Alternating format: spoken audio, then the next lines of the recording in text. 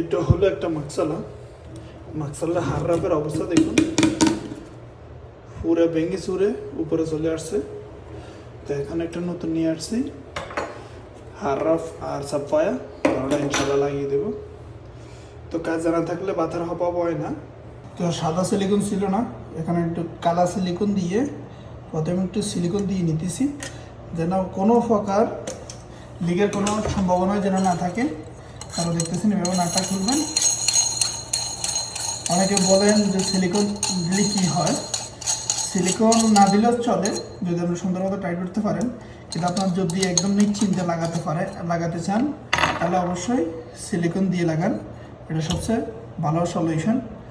দেখতেছেন এবার লাগিয়ে দিলাম, আর এই রাবারটা নিচে দিয়ে লাগবে আর বাস নাটটা টাইট হবে।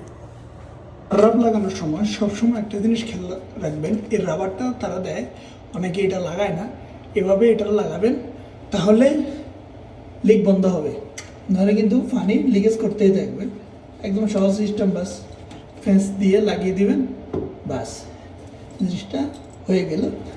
এখন আপনি সহজ করে জায়গাতে ঢুকিয়ে দেন, আলহামদুলিল্লাহ আপনার কাজটা কিন্তু কমপ্লিট।